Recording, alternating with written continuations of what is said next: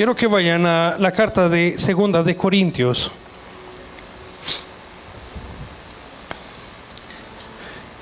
En un miércoles de estudio bíblico estamos tratando sobre el tribunal de Cristo, ¿recuerdan? Y quiero retomar ese tema hoy.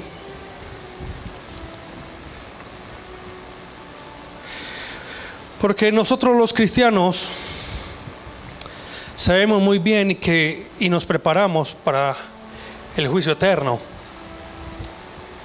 Y para prepararnos para el juicio eterno es muy fácil. Basta con creer en el Señor Jesús. Y bien dice la palabra que entonces nosotros seríamos salvos. Todo aquel que confiese que Jesucristo es el Señor, es su Señor, será salvo, dice la palabra de Dios. Sabemos que el confesar a Jesucristo es más que pronunciar su nombre. Confesar a Jesucristo es recibirle, dice la palabra, y creerle. Hacer tal cual Él ha querido y nosotros en obediencia tratar de imitarle. Eso es entonces confesarle. Ahora que nosotros los cristianos nos enfocamos en el juicio eterno, ya somos salvos. Pero la calidad del cristiano tiende a menguar y tiende a bajar porque pierde ciertas cosas en perspectivas. ¿Como cuáles? Segunda de Corintios capítulo 5 versículo 9. Por tanto, procuramos también, o ausentes o presentes, serles agradables, porque es necesario que todos nosotros comparezcamos ante el tribunal de Cristo, para que cada uno reciba según lo que haya hecho mientras estaba en el cuerpo, sea bueno. Pero este mensaje no es para inconversos que van a ir al juicio. Esto es otro tribunal diferente al juicio que conocemos como el juicio del tribunal del trono blanco o el juicio eterno. Esto es otra clase de juicio, otra clase de tribunal. Y no tenemos necesidad de llevarlo al punto de creer que seremos juzgados para condenación. Acá no es así. Este tribunal es conocido como el tribunal de Cristo en la carta de los Corintios, lo que usted acaba de leer. Y este tribunal de Cristo es un juicio que aparece en el griego como krima. Y krima en griego significa que viene a ser el resultado de una investigación, viene a ser una decisión, el resultado de una investigación de parte de Dios para con los creyentes, no los inconversos. Así que nosotros los cristianos hacemos más énfasis en el juicio eterno, en el juicio de salvación o condenación, pero poco énfasis en el tribunal de Cristo. ¿Me están entendiendo? Y yo quiero enfocarme esta noche en ese mensaje. Quiero que vayan a Hebreos capítulo 6.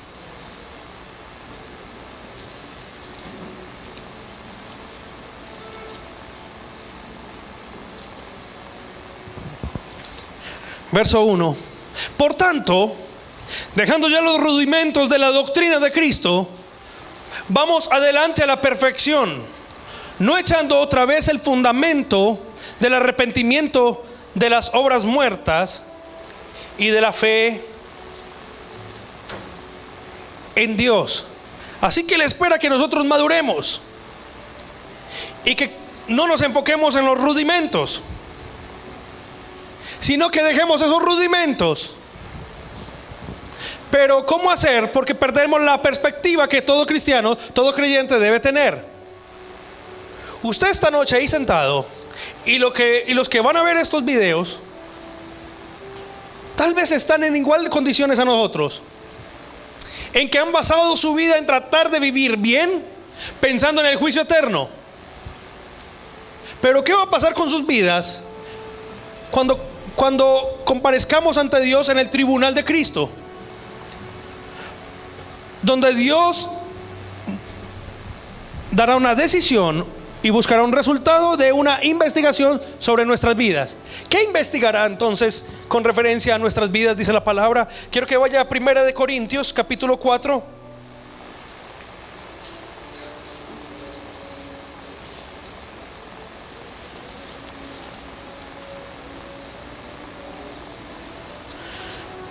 Versículo 5.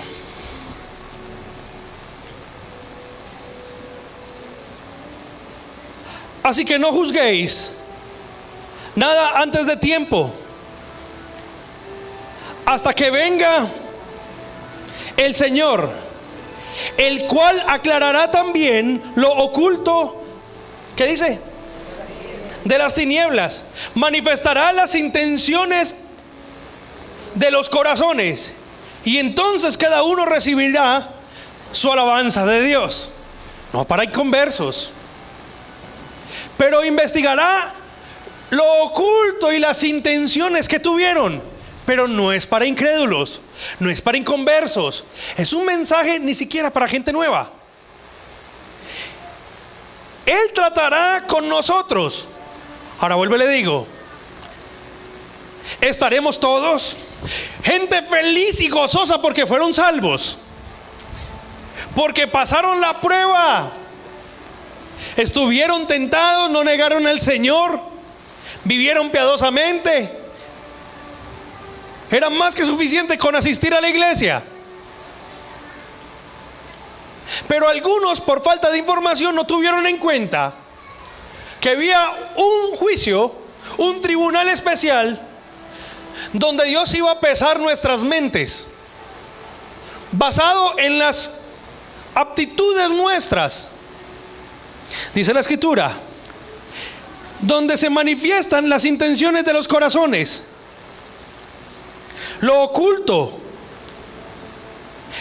las intenciones de nuestro corazón. Entonces cada uno recibirá la alabanza de Dios. ¿Qué quiere decir? Su pago.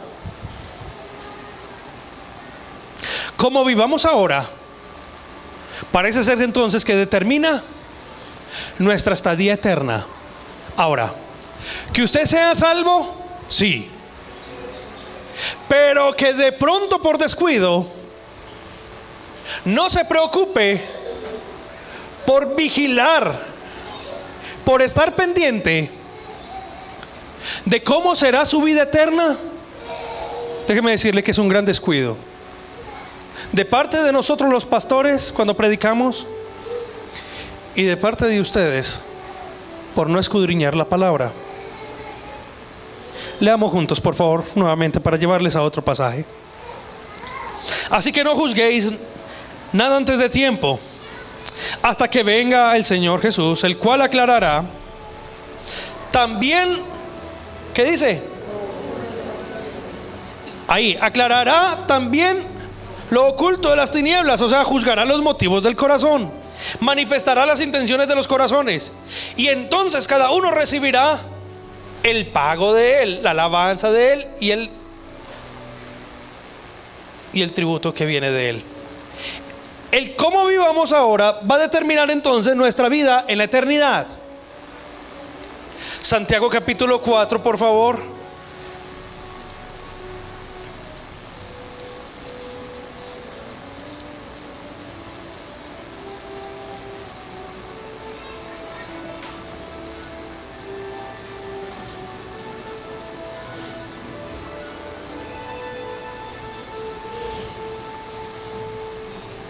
Versículo 14. Cuando no sabéis lo que será mañana,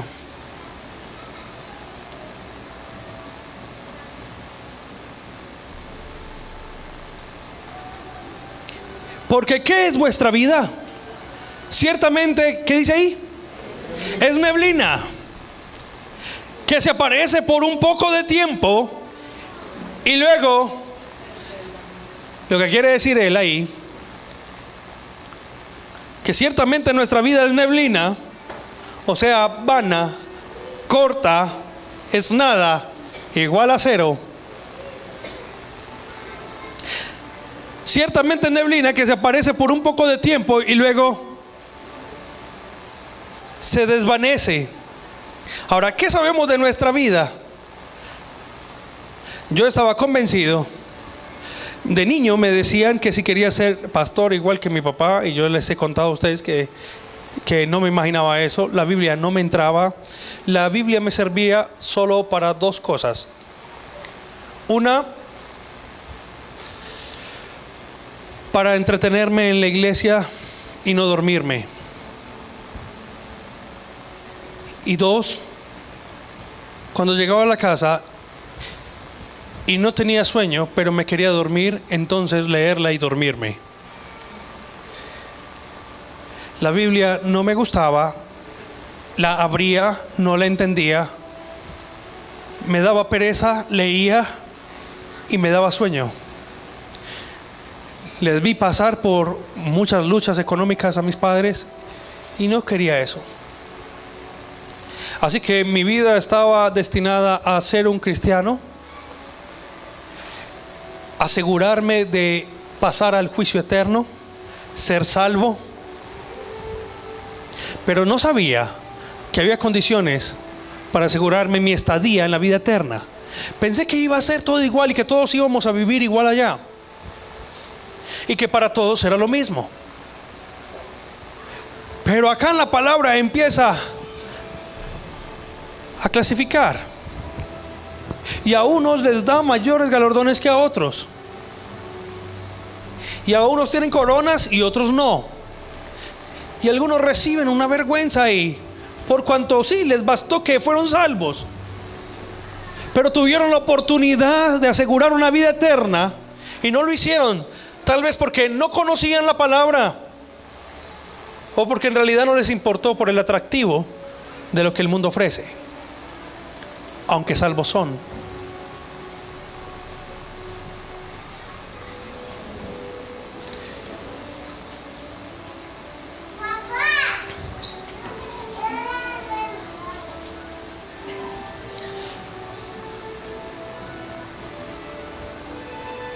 En el verso 15, en lugar de lo cual deberíais decir, si el Señor quiere, viviremos y haremos esto o aquello. Segunda de Juan,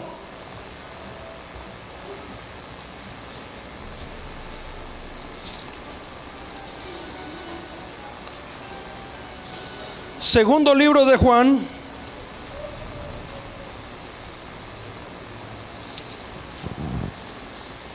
verso 8.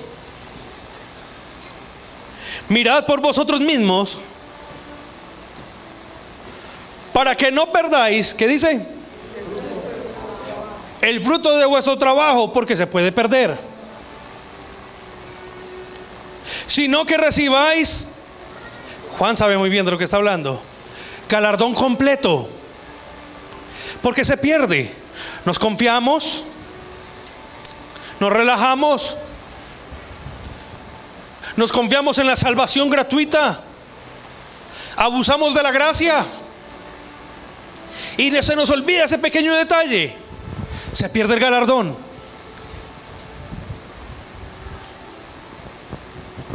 Mirad por vosotros mismos para que no perdáis el fruto de vuestro trabajo, sino que reciban un galardón completo. Ahora, ¿en qué me baso? ¿Dónde está ese galardón? ¿Qué hará Dios entonces para medir si a usted le corresponde o no un galardón? Vaya al Salmo 139, por favor.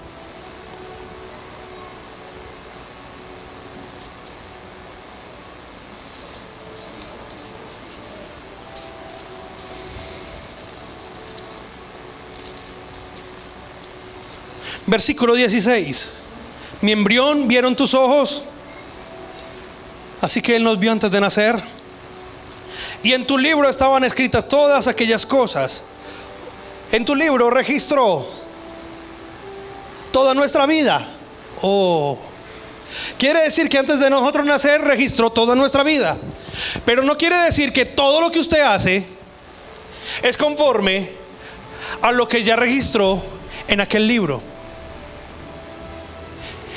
La meta de todo cristiano en intimidad con Dios es lograr encontrar, saber si realmente lo que hace es de acuerdo al plan designado por Dios antes de su nacimiento, donde están escritas todas aquellas cosas.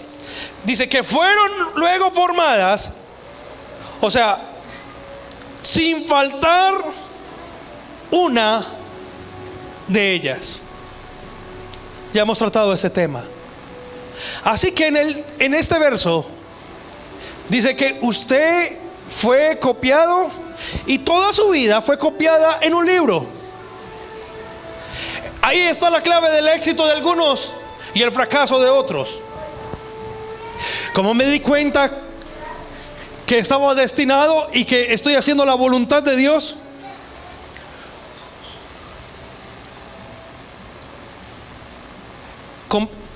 en una ocasión empecé con un deseo, ya a una edad adulta, con un deseo de leer la palabra que nunca había sentido. Y mi mente, no se quiso Dios, pero yo no se lo pedí, mi mente se abrió. Y la Biblia era tan sencilla para mí, era como leer una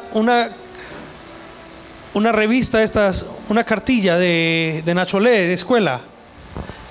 Era tan sencillo que yo decía, ¿y por qué me he perdido de esto? Tantos años. Y empecé a notar que cuando hablaba la gente escuchaba y ponían atención. Y cuando hablaba de la palabra, la interpretación iba. Y entonces la palabra cumplía con lo suyo. Y las personas eran tocadas. Y yo decía, Señor, ¿tú quieres que yo te sirva? Pero en mi plan estaban otras cosas. Quería hacer otra cosa. Quería ser un buen empresario, un buen comerciante, ganar dinero que no tengo ahora. Y me estaba enfocando y proyectando hacia eso. Cuando mi vida entonces se alineó con lo que estaba escrito desde antes que yo naciera, déjenme decirles que todo ha sido perfecto hasta ahora. No sé si usted puede decir lo mismo, y los que nos ven por televisión pueden decir lo mismo. Daniel capítulo 7, por favor.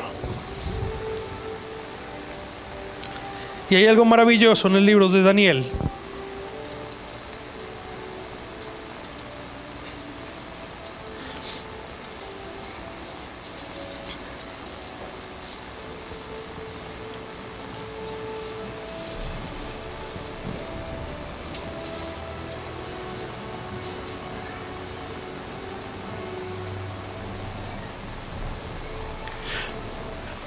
Versículo 10. Un río de fuego procedía y salía de delante de él. Millares y millares le servían, y millones de millones asistían delante de él. El juez se sentó y los libros, ¿qué dice? ¿Cuáles libros?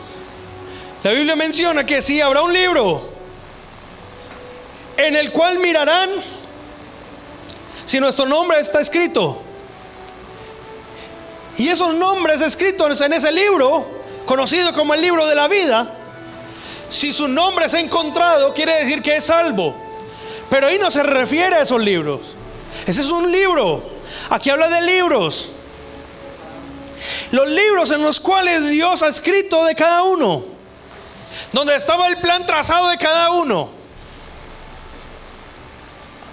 Entonces en el tribunal esos libros serán abiertos. Y en el tribunal el juicio o la medida será juzgada de acuerdo a lo que escribieron y nosotros hicimos. Y si el llamado estaba para que usted más bien le sirviera al Señor y no lo hizo? O si en el libro estaba que usted fuera un empresario, pero se enamoró de la obra, se enamoró de la iglesia y no quiso ser el empresario que Dios quería que fuera, tendrá la triste realidad de perder galardones de parte de Dios, por cuanto no trató en su vida actual de cuadrar su vida con la vida venidera. Déjenme decirles, ¿es un mensaje para salvos? Sí, pero no para salvos descuidados. Los salvos tenemos que concentrarnos. Pocas veces esta clase de mensaje lo predicamos en nuestras iglesias. ¿En qué nos enfocamos? En que seamos salvos. Miren, ¿cómo usted nota si la iglesia está descuidada? Cualquier iglesia, de cualquier hermano. Porque el pastor está tranquilo mientras las ovejas sean creyentes. Las ovejas están tranquilas mientras ellos se sientan creyentes. Tienen la seguridad de que son salvos y es real. Pero al perder la perspectiva de lo eterno, de cómo van a asegurar su vida eterna ya, entonces viven relajados acá. Se descuidan. Hay la gran diferencia cuando leemos los cristianos en la carta de los Hechos, cómo se enfocaban, porque en la doctrina de los discípulos de Jesús estaba marcado en su corazón. ¿Qué cosa? Enfocarse en asegurar nuestra vida. Su ciudadanía no estaba acá, sino asegurar lo que iban a hacer y a recibir en la vida eterna, porque es donde vale la pena el galardón. No vale la pena la alabanza de los hombres ahora, no vale la pena el aplauso de los hombres ahora, los títulos y el reconocimiento y la honra de los hombres ahora. Pero lo que valdrá la pena según la palabra es la alabanza que Dios dé por cada uno de nosotros. Y esto será no en el juicio eterno, sino en el tribunal de Cristo, según registrado en la carta de los Corintios. Oh, increíble. Déjenme preguntarles, ¿es feliz con lo que hace? ¿Es feliz con lo que es? ¿Está seguro que hace para lo que Dios lo ha llamado? Me viene en memoria Moisés. Hoy en la mañana estaba leyendo sobre Moisés y me llama la atención que todo el tiempo nos han enseñado que a Moisés, o hemos enseñado erróneamente que Moisés fue educado por la hija del faraón. Dios tenía todo tan cuadrado con Moisés, como había escrito todo, que el faraón dio una orden para que mataran a los varones y le dijo a las parteras egipcias: maten a todos los varones, si es mujer déjenla vivir, porque ese pueblo estaba creciendo mucho. La Biblia dice que los estaban oprimiendo, y entre más los oprimían, más hijos tenían. Imagínate. ¿Ah? Entre más los oprimían, hijos e hijos e hijos nacían. Y dice la escritura que el faraón dio una orden y las parteras fueron a cumplir la orden, pero tuvieron temor de Dios. Éxodo capítulo 2. Y al tener temor de Dios, no quisieron hacer como el faraón les había ordenado. Así que cuando vieron que nacían niños, los dejaban vivir. Cuando el faraón se enteró, las llamó y les dijo: ¿por qué hay tanto niño entre los hebreos? Y ellas dijeron: es que cuando siempre que vamos a llegar a ellas, las judías o las hebreas son diferentes a nosotras. Nosotras somos delgaditas y ellas son gruesas. Y cuando hemos llegado, ya ellas han parido solas. Y el faraón se comió semejante cuento. Y dice la escritura que eso fue de agrado delante de Dios, Y Dios a las parteras egipcias las bendijo. Oh, increíble. En medio de todo eso, de la amenaza de matar los niños, tiraron a Moisés, usted sabe muy bien, por el río. Pero su hermana siguió el canasto donde iba su niño Moisés. Y cuando vio que la hija del faraón salía al río, vio al bebé y supo de inmediato que era uno de los hebreos. Y la niña salió al encuentro y le dijo: señora, ¿lo quiere adoptar? Y él le dijo: claro, yo deseo adoptarlo.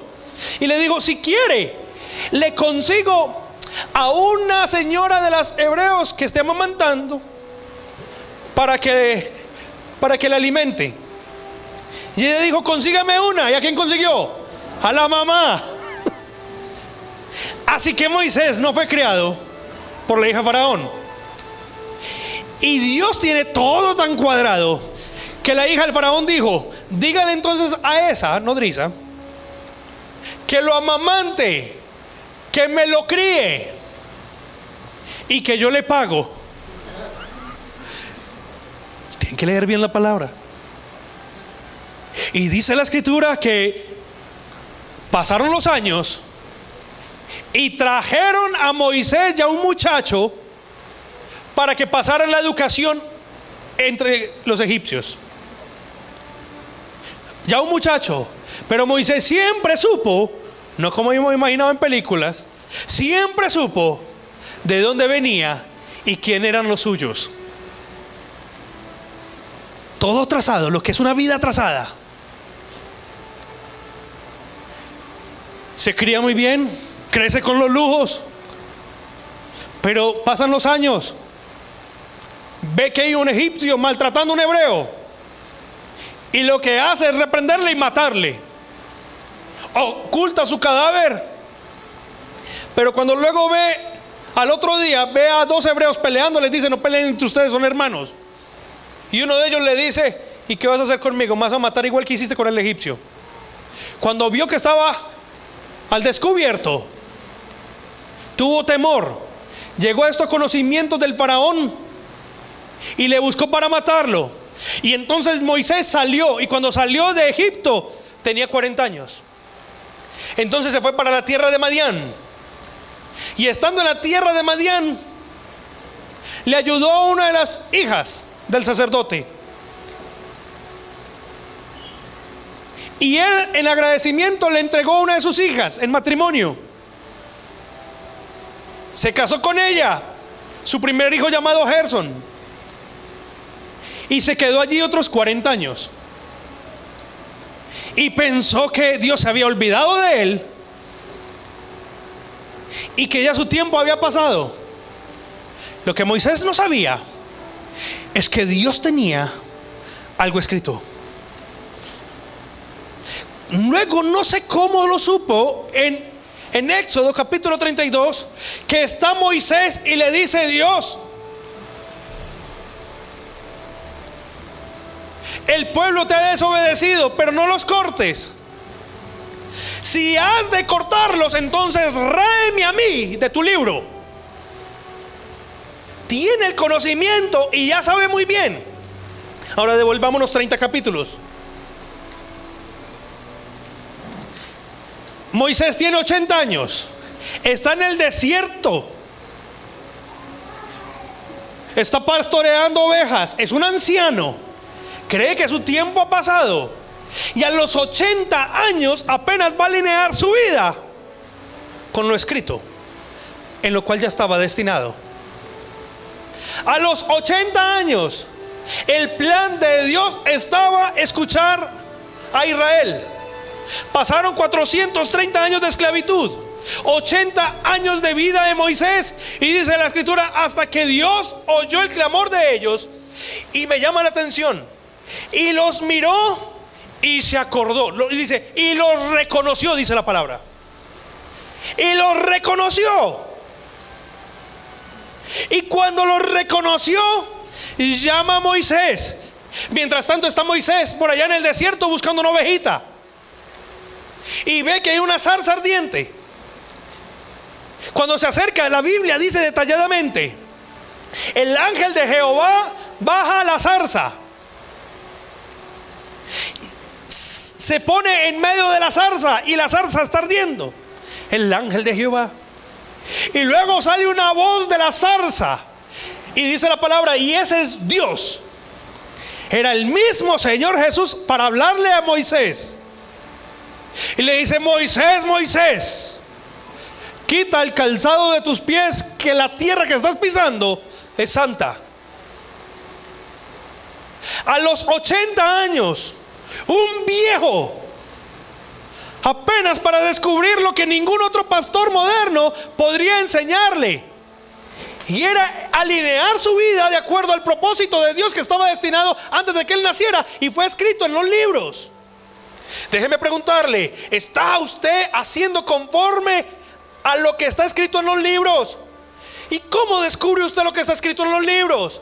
Tiene que ir a comunión con Dios, tiene que orar, no viendo televisión. Eso no se descubre viendo televisión, se descubre utilizando las rodillas, clamando al Señor y diciéndole: Señor, muéstrame. Para esto es que me llamaste. ¿El por qué? Porque usted no será condenado, usted no será lanzado al infierno. Por eso le dije, este mensaje no era en inconversos. Pero usted será juzgado, será analizado, será probado, y le dirán abiertamente, le dirán: Edgar, acá dice que te diseñé para esto, ¿por qué no quisiste? ¿Por qué no lo hiciste? Es que yo quería, yo heredé, tenía una gran responsabilidad de mi familia, entonces heredé y ahí me quedé. Pero no viste las señales que te estuve llamando. Moisés hubiera podido decir: yo no. De hecho, él trató. Y cuando le decía: yo, Señor, estoy viejo, soy tartamudo, me cuesta hacerme entender. Y Dios le contestaba: ¿acaso no soy yo al que hago nacer al mudo, que hago nacer al ciego, que hago nacer al niño como nazca? ¿Acaso no está mi soberanía en todo esto? ¿Quién eres tú para dudar? Yo hice un plan contigo desde antes que nacieras. La palabra nos muestra, ha hecho un plan con nosotros. Pero qué triste, déjenme decirles, es muy triste. Lo digo de todo corazón, es muy triste que hay millones de cristianos en el mundo que aman a Dios, están tan felices de ser salvos que les basta solo con eso. Pero déjenme decirles, ¿qué cara harán cuando estén delante de Dios en su tribunal y Dios les diga: yo te diseñé para esto y era grande, este era mi plan y no lo ejecutaste? No es un juicio de condenación, es un juicio de medida, donde juzgará las intenciones de su corazón. Si entendiéramos bien, y si todos los pastores enseñaran esto en el mundo: menos predicaciones con énfasis de plata, más predicaciones con énfasis en santidad. Porque mientras las personas y el pueblo de Dios tema a Dios, a ese no hay que decirle que dé, Él da. Y si entiende el diseño, más da. Pero mientras los pastores no estemos enfocados en pacte, pacte, pacte, siembre, siembre y siembre, está bien, Dios le va a bendecir su vida acá. Y ese cristiano deseoso de que Dios me bendiga acá, que Dios me bendiga acá, y con su vida eterna descuidada: pero soy salvo. Qué triste, muy triste. Déjenme decirles que es una vida cristiana muy pobre. Y no hablo con referencia a la escasez de dinero o a la escasez de bienes. La pobreza es no encontrar el plan en el cual Dios ha decidido que nosotros estemos. Si Dios lo quiere por ministerio, ministerio. Pero si Dios lo quiere para ser empresario, empresario. Estos días escuché en televisión a alguien que contaba un testimonio, un predicador.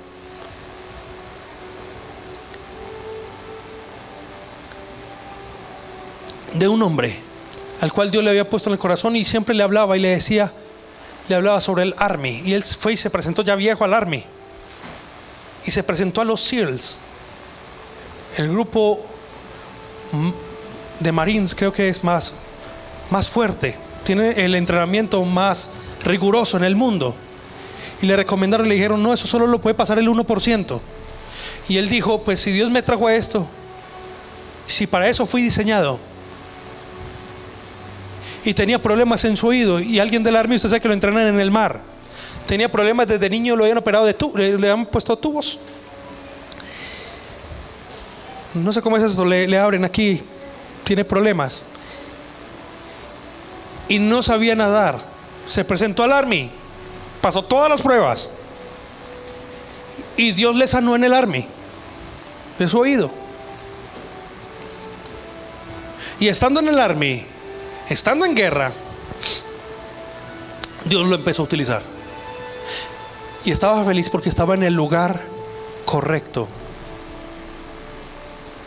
¿Sabe cuántas personas arrebatan el reino de Dios con la excusa, le enseñan mal, el reino de Dios es para los valientes? No. La Biblia dice que el reino de los cielos sufre violencia y solo los violentos lo arrebatan. El violento arrebata lo que no les es dado. Asisten 2-3 años a una iglesia y luego sienten el llamamiento a las naciones. 2-3 años a una iglesia, vamos a abrir una obra. Ni siquiera se toman en la labor, la responsabilidad de estudiar al menos. Y que fuera de las personas que salen de una congregación en silencio, pero siempre salen hablando y hacen daño, y nunca salen hablando bien, salen hablando mal. Y Dios me ha traído. Esa persona, alguien dirá, entonces se condena. No, es salva. Esa persona es salva. Tenga la completa seguridad.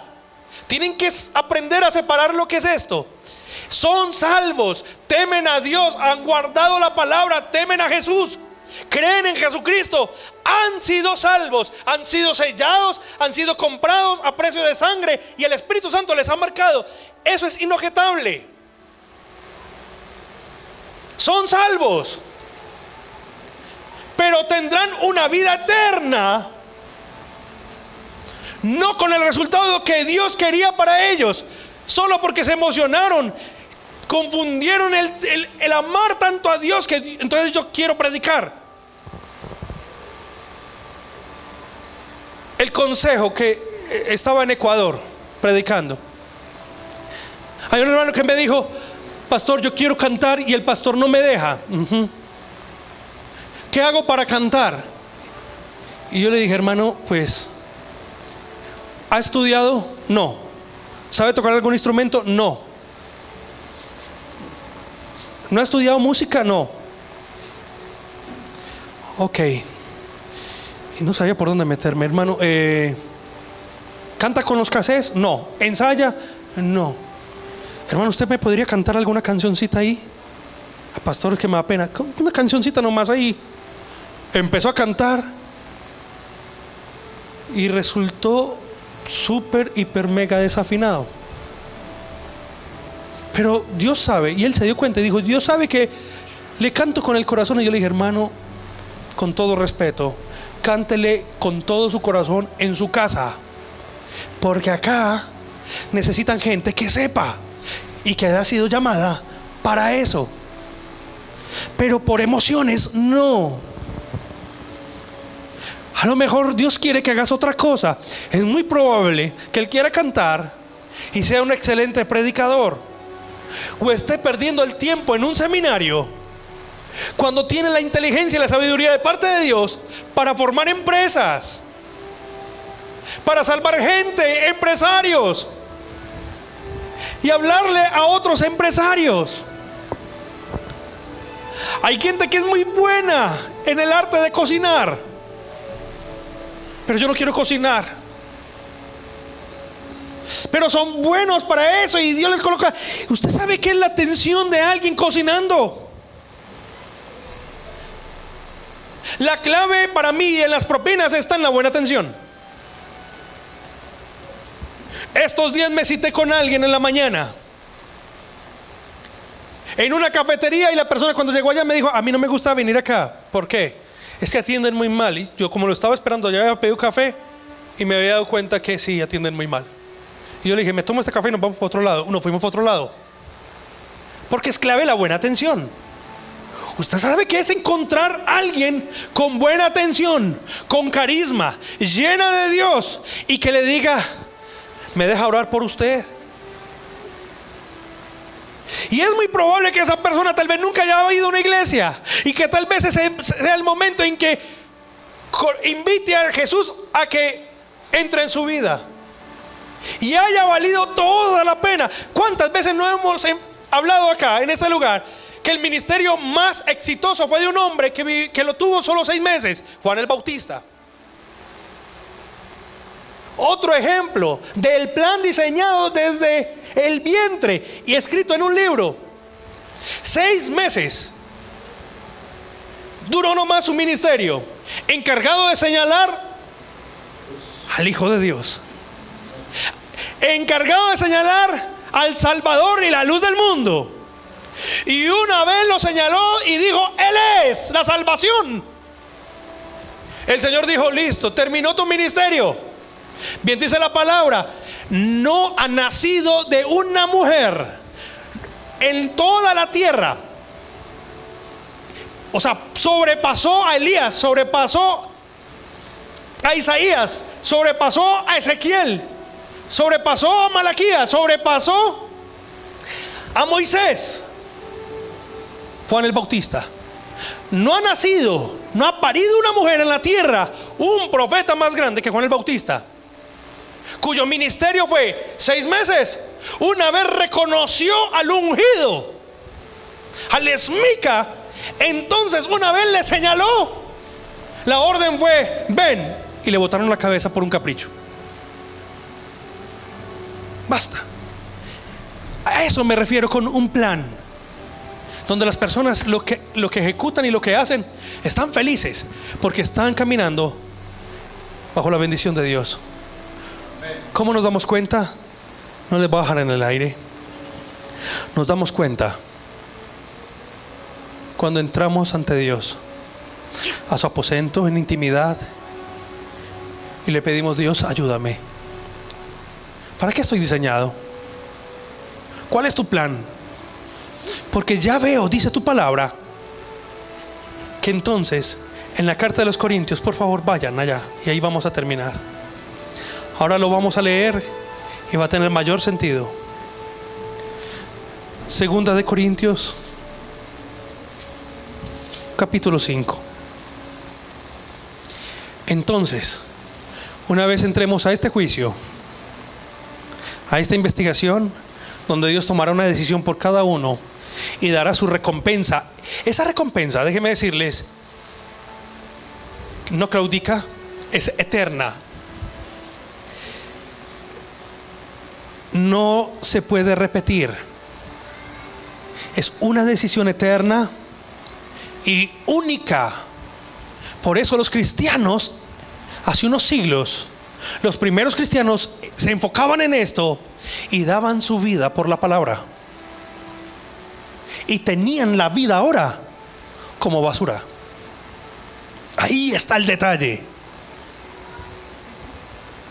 Ame usted el mundo y notará que es muy probable que sea un cristiano nominal al cual no le hayan enseñado a amar la vida eterna, sino que ama esta vida.